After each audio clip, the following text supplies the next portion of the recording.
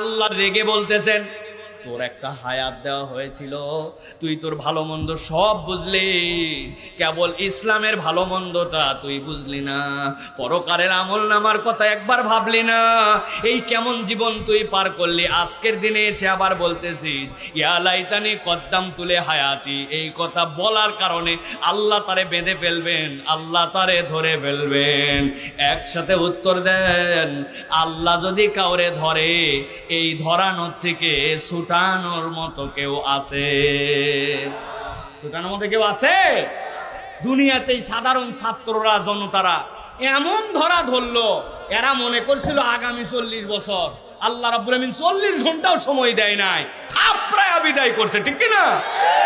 তাহলে দুনিয়ার ধরা যদি এইটা হয়, কত কিছু পাওয়ার সব চলে গেল, তাহলে আল্লাহ যদি ধরে ওই দিন আমার কি হবে? তাহলে এই বান্দাই একবার চিন্তা করলো না যে আমার জিন্দগিটা চলানোর কথা কেমনে, আর আমি চলাই কেমনে।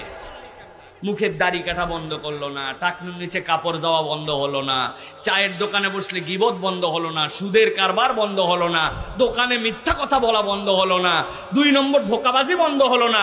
আরে আল্লাহর নাম করেও মিথ্যা কথা বলে। গার্মেন্টস ওয়ালা আপনার একটু ছুটি দিছে জোহরের সময়, তোর জোহরের নামাজ পড়ার জন্য, অন্য সময় নামাজ 3 মিনিটে শেষ হয়, 5 মিনিটে শেষ হয়, আর এই অজুহাতে নামাজ পড়ার জন্য বের হয়, 1 ঘন্টায় উনি ঢুকে না, এমন ভাব যেন উনি নামাজের গোষ্ঠী উদ্ধার